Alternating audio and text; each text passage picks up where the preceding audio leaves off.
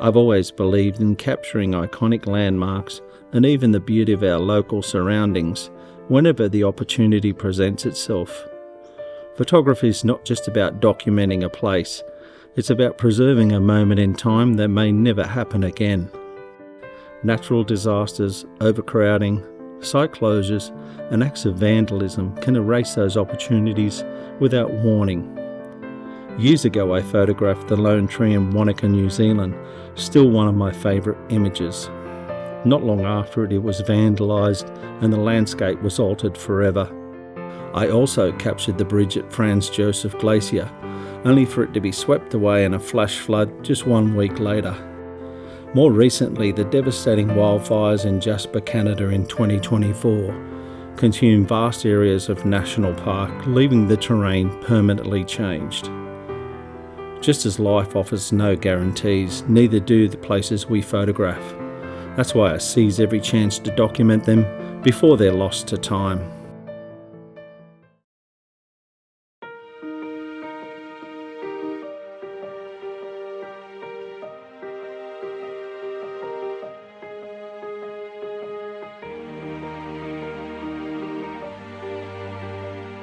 In keeping with the theme this week, I've come up to Catherine Hill Bay, to the jetty here.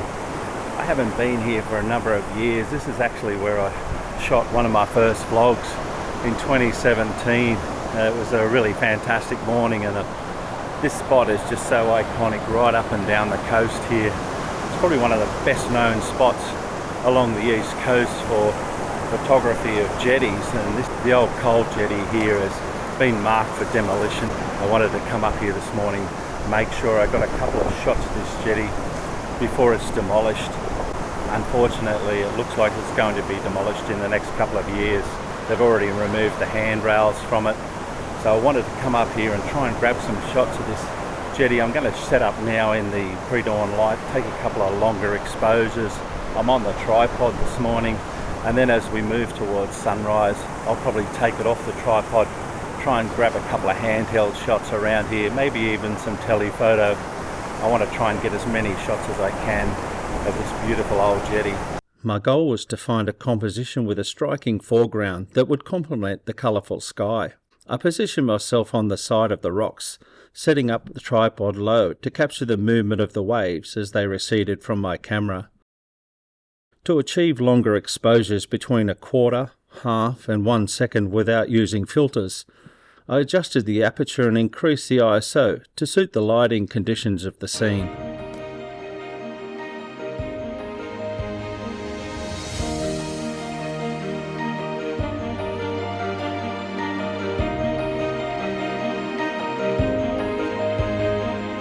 The subtle pastel tones eventually gave way to a fiery red sky. It's amazing how a scene can change in seconds with light like this. This was exactly the composition and flow I did plan for.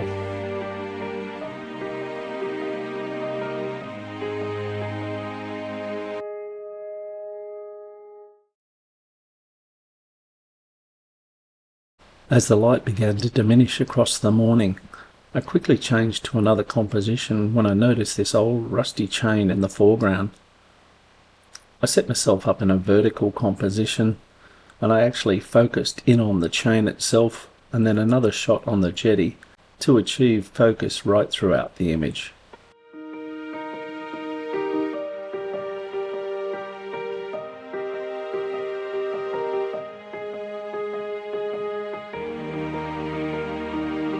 So the recent decision to demolish the jetty made me come up here today and try and get as many shots of it as I could. And I'll probably continue to do that until it's eventually demolished. It's a real shame, as I said before, probably one of the most iconic locations up and down the east coast.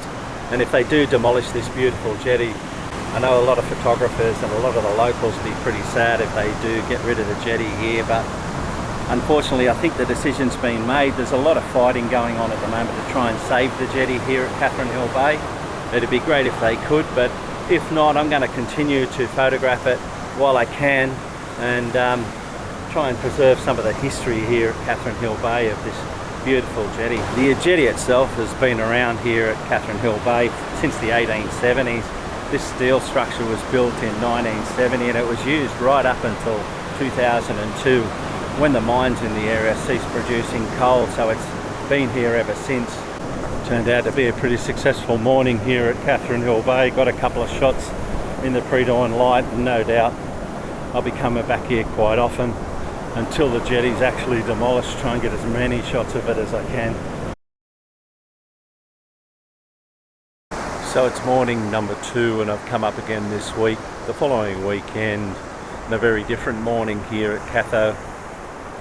A lot of cloud around this morning, a little bit of colour on the horizon, and I'm just shooting some 30-second and 40-second long exposures in the pre-dawn light, not using any filters or anything like that. Just got my camera set up on the tripod and just firing a couple of long exposures here, utilising the fact that we don't have much light here this morning, and as such there's not a lot of light hitting the sensor, so I'm quite comfortably able to get 30-second and 40-second exposures. I'm just going to watch what the sky does here this morning, but so far it's looking like a nice morning just for some long exposure, maybe even some black and white photography here, and a different perspective on the jetty to what I would normally be shooting. We've just got some really faint pink colour on the horizon, and I'm still managing to shoot 30 and 40-second exposures here without any filters on. I've got a couple of nice long exposures here as we come towards sunrise and we get a little bit more light. I might pop a filter on then, but so far I'm quite comfortably being able to shoot the long exposures without the filters. Just as I did in the earlier part of the film last week, where I was actually shooting quarter of a section, 1 section, even up to 5-second exposures. Because it was early in the morning, we didn't have a lot of light. I was just able to manipulate my shutter speed and my aperture to be able to achieve a longer exposure.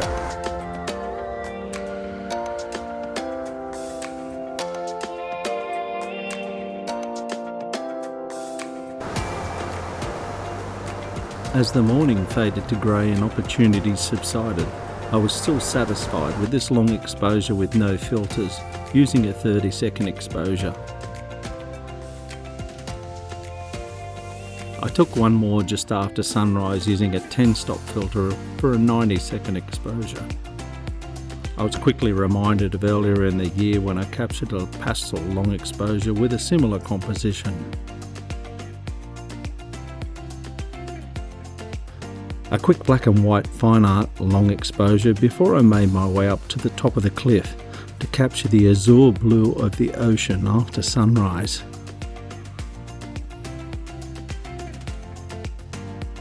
I kept coming back to this spot hoping for the perfect light, but it never quite arrived. Still, those quiet mornings gave me a chance to slow down, switch to the telephoto and really study the scene. Sometimes that's when the unexpected moments appear. Like the lone fisherman I spotted, framed perfectly inside the jetty as the sunrise painted the sky behind him. Or a pair of adult seagulls resting on the beams, gathering themselves before heading out to hunt.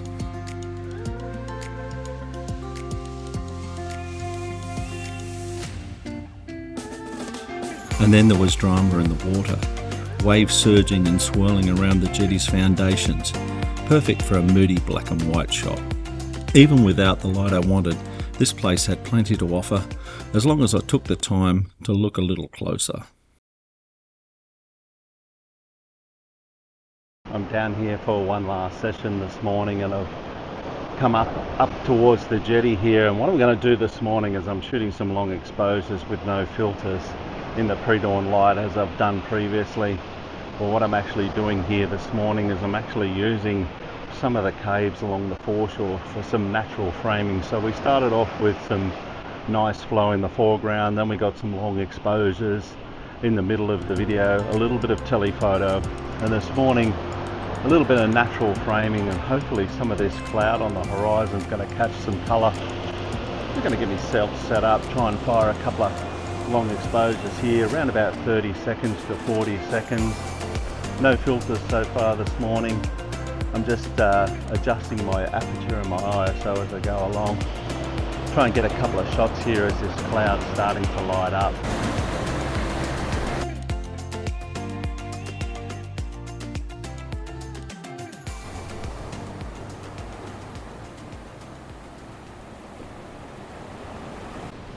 I switched to the telephoto lens to capture a sea eagle settling in on the jetty, unaware that behind me the sky was beginning to twist into something far more powerful.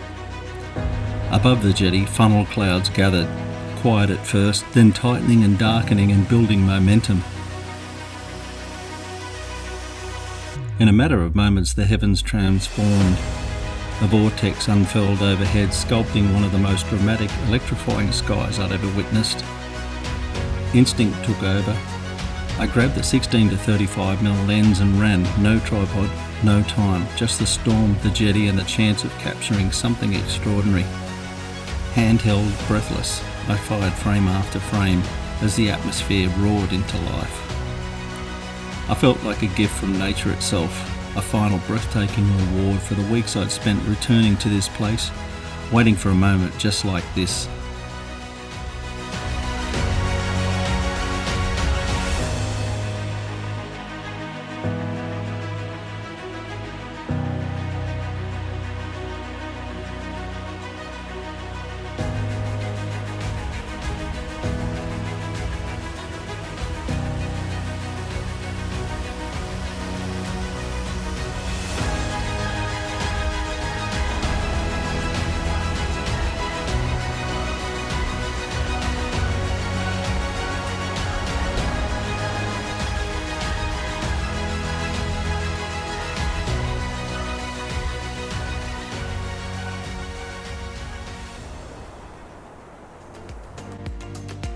The future of the jetty may be uncertain, but I'm determined to make the most of it as a photography spot, as long as it stands. No one knows exactly how much time we have left with it, but one thing's for sure, when it's gone, it will be deeply missed. And with that, friends, we've reached the end of this video. If you've enjoyed it, please give it a thumbs up, and if you're new here, consider subscribing for more of my landscape photography adventure.